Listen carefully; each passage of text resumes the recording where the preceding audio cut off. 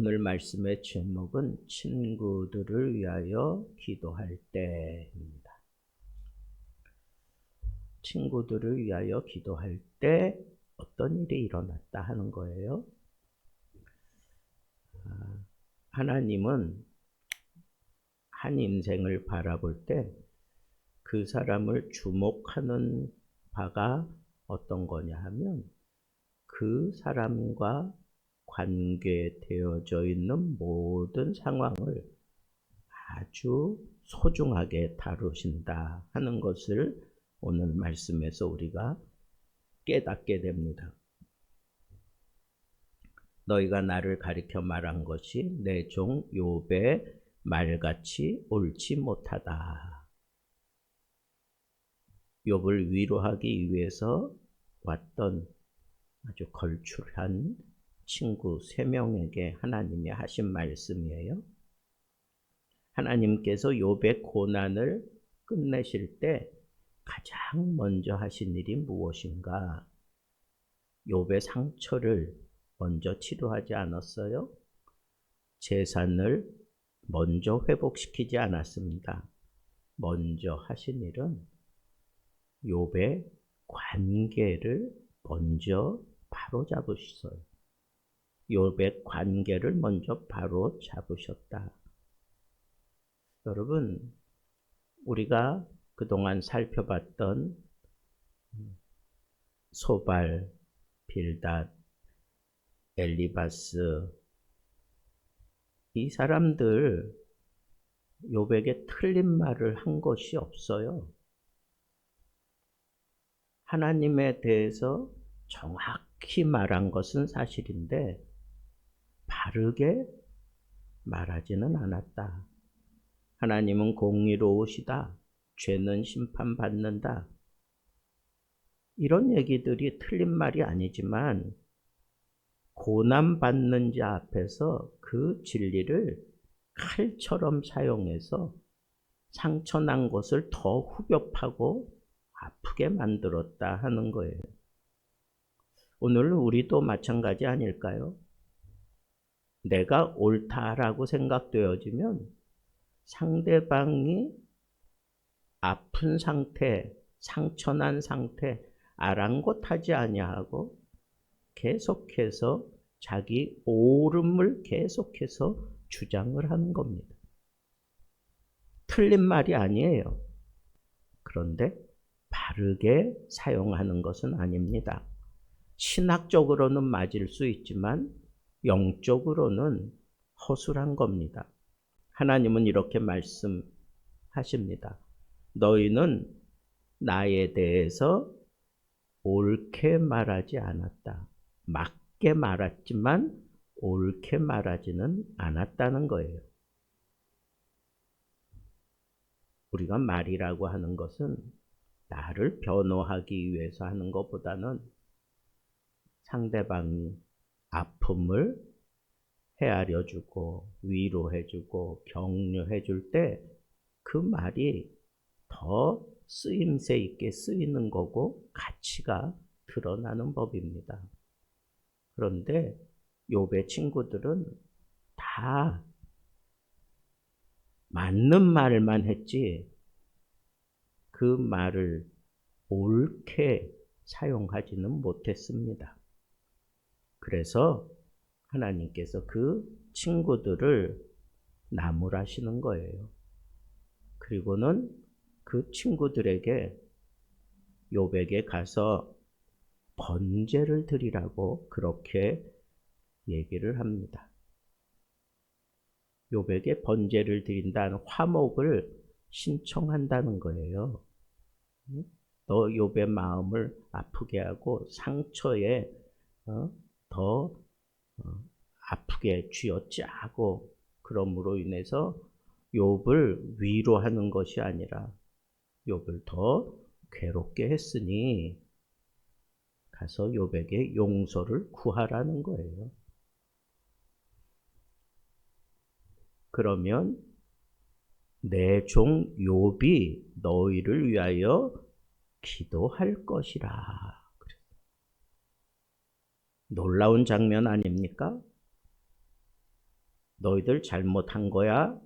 그러니 나에게 용서를 구해라. 하나님은 재판장이신데 하나님이 욥이 너희들을 기도하면서 용서해 줄 거다라고 하는 것을 우리에게 말씀해요. 우리가 하나님 앞에 예배 드리러 가다가 친구에게 잘못한 것이 생각나거든 하나님께서, 예수님께서 뭐라 그랬어요? 예배 드리기 전에 먼저 그 친구에게 가서 그 잘못한 것을 용서를 빌고 그 문제를 해결하고 난 다음에 하나님 앞에 와서 찬양과 경배하라고 예수님께서 그렇게 우리에게 분명히 가르쳤어요. 똑같은 맥락이에요. 여러분, 나 때문에 상처 입은 사람, 그 사람은 제껴놓고 하나님 앞에서 내가 잘못했다고, 내가 의롭지 못하다고, 나를 용서해 달라고, 아니, 그보다 먼저 해야 될 게 있어요.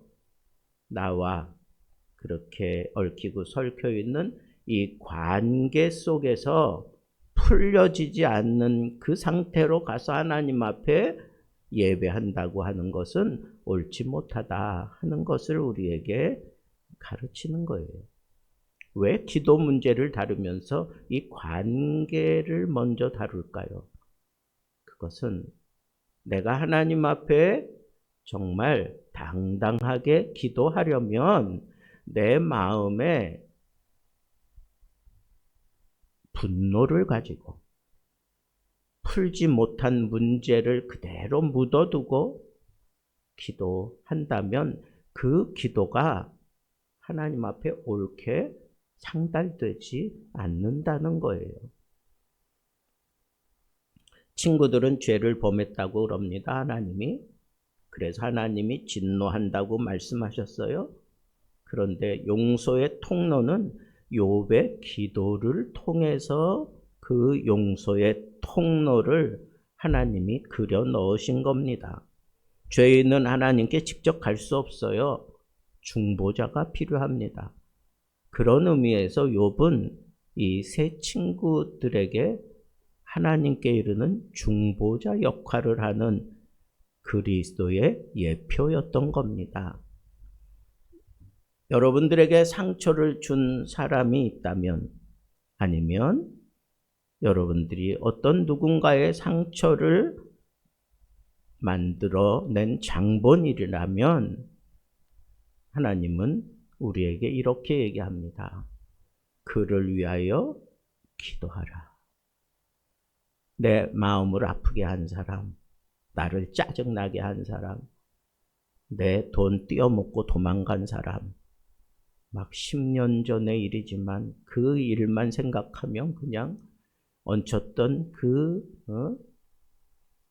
멸치가 그냥 거꾸로 솟아오르는 것 같은 그런 그 분노에 자주 사로잡히는 사람들, 이런 사람들은 하나님 앞에 기도하기에는 너무너무 옳지 못하다는 거예요. 그를 위하여 기도하라. 나를 아프게 한 그 사람을 위하여 기도하라. 이건 쉽지 않아요. 상처는 아직 아물지 않았는데 기억은 생생하고 그 상처 때문에 지금 나는 계속해서 막 그냥 몸이 부르르 떨릴 정도로 그렇게 괴로움을 겪고 있는데 그 감정이 좀처럼 수그러들지 않는데 나에게 그런 아픔을 준 장본인을 위해서 기도하라. 이거 쉬운 문제 아니잖아요. 어려운 문제잖아요. 그런데 하나님은 분명하게 오늘 이렇게 우리에게 말씀하셔요. 그를 위하여 기도하라. 용서는 감정이 아니라 결단으로 풀어내는 거예요. 엘리바스와 빌닷과 소발이 가서 여호와의 명령대로 행하니라. 그리고 난 이후에 이렇게 말씀하셔요. 여호와께서 욥을 받으셨더라. 그 얘기는 뭐예요? 욥이 이 사람들을 위하여 용서했으니까 받으신 거지. 욥의 상황을 여러분 생각해 보셨어요? 이 친구들은 어떤 사람들이었습니까? 위로한다고 왔지만 욥을 정죄했어요. 눈물 흘리는 욥에게 너는 죄인이라고 몰아붙인 사람들입니다. 고난을 설명하며 쓰러진 욥을 한 번 더 짓밟아 무너뜨린 사람들입니다. 그런데 하나님은 말씀하십니다. 그들을 위하여 기도하라. 근데 여러분 잘 보세요. 그 세 친구가 욥의 용서를 받기 전에 먼저 한 것이 뭐예요? 먼저 한 게 뭐예요? 욥에게 가서 뭐 하라 그랬어? 번제를 드리라 그랬어. 이 번제는 누구한테 드리는 거예요? 하나님께 드리는 거야. 그러면 우리가 용서할 수 있는 그 근거를 어디서 찾아야 되느냐? 하나님이 그 사람을 받아주고 하나님이 그 사람을 용서했다고 하면 나는 뭐 아무 조건 없이 그냥 무조건 용서해야 되는 거예요. 하나님 아직도 나는 그 감정이 지워지지 않는데 내가 어떻게 용서를 합니까? 마음이 안 풀렸어요. 하나님 어떻게 나에게 이런 사람들을 이렇게 행한 사람들을 용서하라고 합니까? 이해가 되지 않습니다. 그런데 여러분 마음이 풀려서 그들을 위하여 기도하라 그런 게 아니에요. 이해가 될 때 그들을 위하여 기도하라 그런 게 아닙니다. 하나님의 명령이기 때문에 그리고 하나님이 그들을 받으셨잖아. 제사를 통해서 번제를 통해서 이미 받으셨는데 우리가 용서 안 할 건덕지가 없는 거예요. 용서는 내 느낌, 감정으로 하는 게 아니라 순종으로 하는 거예요. 결단으로 하는 거예요. 자, 이런 상황 속에서 친구들은 제사를 드리고 욥은 기꺼이 친구들을 위하여 뭐 했다 그랬어요? 기도했다 그랬어요. 용서했다는 거죠. 그런데 그 용서의 방법을 하나님께서 무엇을 통해서 하라 그랬어? 기도를 통해서 하라 그랬어. 내가 그 사람을 찾아가서 내가 너 용서해 줄게. 가서 뭐 그런 얘기 안 해도 내가 그 사람을 생각하면서 기도하면 이미 그 용서는 이루어진 것과 같아요. 누가 받으셨어요? 하나님이 받으셨기 때문에. 그런데 저는 오늘 말씀 제목을 어떻게 잡았어요? 친구들을 위하여 기도할 때, 친구들을 위하여 기도할 때 어떤 일이 일어났어요? 욥이 회복이 돼요. 회복이 됐다고. 근데 어떻게 회복이 됐느냐? 첫 번째는 여호와께서 욥이 그의 친구들을 위하여 기도할 때 여호와께서 욥의 곤경을 어떻게 했다 그랬어요? 돌이키시고 그래. 돌이키셨다. 여러분 어떤 때 그 공경을 하나님께서 돌이키셨느냐? 욥이 기도할 때. 여러분 우리가 지금 기도하러 모였잖아요.